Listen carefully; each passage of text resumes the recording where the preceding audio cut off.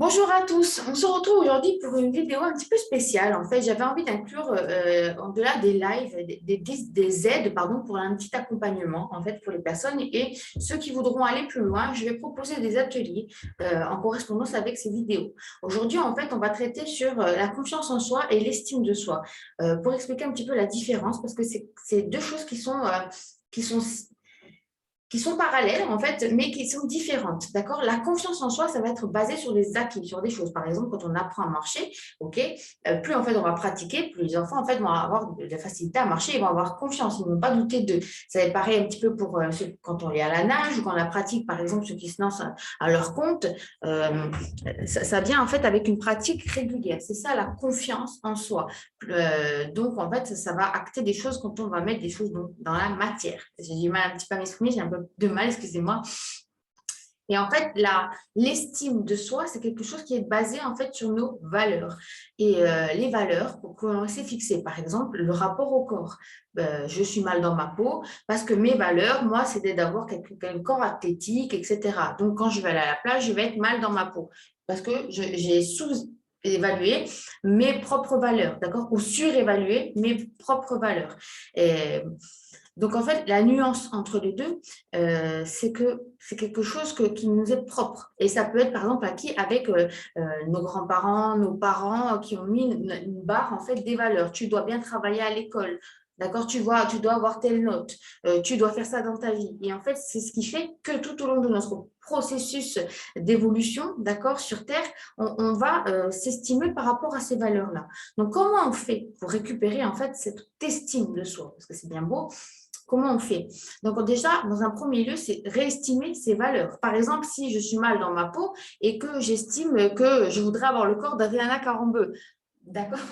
Donc c'est un petit peu, il va falloir que je réévalue mes valeurs parce que je ne peux pas faire 1,80 m, ça c'est pas possible. Par contre, si je veux être mieux dans ma peau et que je veux faire du sport, écouter mon corps et me sentir mieux, oui, mais je réévalue mes valeurs, ok, pour déjà voir qu'est-ce que j'ai sur moi comme au niveau du corps. Ça peut être par exemple au niveau pour ceux qui, par exemple, là en ce moment veulent lancer une entreprise, pardon.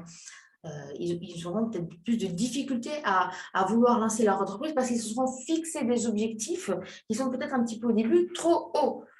Et en fait, ils vont ou alors, ça a tendance justement à créer la procrastination, ça. Parce que du coup, ah mais non, mais je suis nulle, donc je ne vais pas y arriver, parce que ça ne marche pas de suite, donc parce que je me sous-estime encore une fois. Ok, ça n'a rien à voir avec la confiance en soi. C'est je me sous-estime, je diminue mes valeurs par rapport à mes objectifs, mes envies, mon inspiration. D'accord? Donc, en fait, c'est tout réévaluer, mettre sur papier. Et aussi, ce qui est intéressant de faire, c'est de voir par rapport, comme je l'explique souvent, c'est le chemin parcouru. Tout ce qu'on a parcouru comme chemin.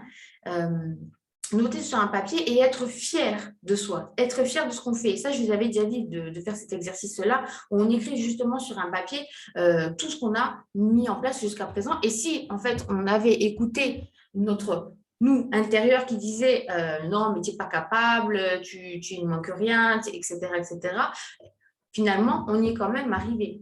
Donc, se dire, pourquoi pas, j'en suis capable, d'accord, et mettre ce processus-là en place, petit à petit, bien évidemment, en mettant en place des objectifs et en fait, se félicitant, en étant fier de tout le chemin qu'on a parcouru et en se disant, de toute façon, par exemple, dans le travail dans lequel je suis, je me sous-estime. C'est-à-dire par là, ça ne me plaît plus. J'aspire à plus grand. Et en fait, en continuant à y aller, je baisse ma valeur. D'accord? Ou en restant dans ce couple, par exemple, je baisse ma valeur parce que j'aspire à mieux, je mérite mieux, je pense que je mérite mieux d'avoir quelqu'un qui me comprend, etc., etc. D'accord? Ça va dans tous les niveaux. Et ça n'a rien à voir avec la confiance en moi. C'est aussi quelque part se donner du courage d'aller voir, encore une fois, ses propres failles. Pourquoi je me sous-estime? C'est tout un truc, un processus qu'on verra lors des ateliers, justement, où on va voir pourquoi je me sous-estime alors que peut-être j'aurais confiance en moi et que j'aspire à plus grand, à mieux, parce que je le mérite.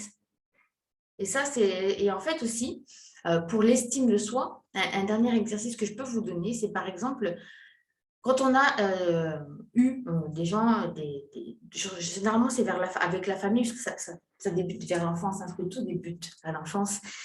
Généralement, on s'est accaparé, en fait, on a été programmé plutôt avec les évaluations de nos pères. Vous voyez, en disant si tu ne veux pas ça, tu n'es pas capable, tu es nul, tu es ci, tu es là. D'accord?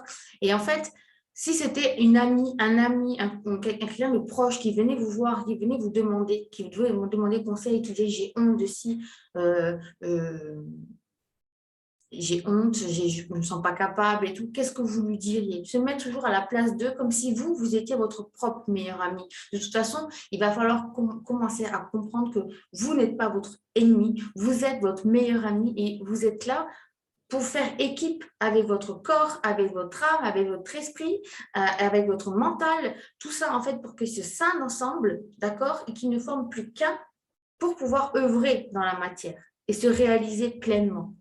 En fait, c'est tout simplement ça, ce processus. C'est pour ça qu'en fait, je vais proposer ces accompagnements et on traitera des thèmes différents au fur et à mesure. D'accord? Là, je vous donne le thème de l'estime et de la confiance en soi en vous donnant des petits tips.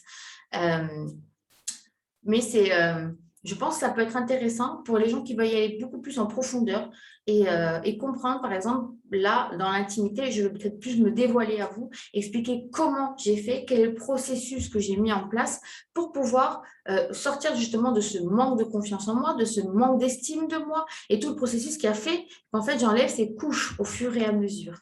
Voilà. Écoutez, j'espère que ça vous a plu. Je vous souhaite une très, très belle journée et je vous dis à très bientôt pour une nouvelle vidéo. Au revoir.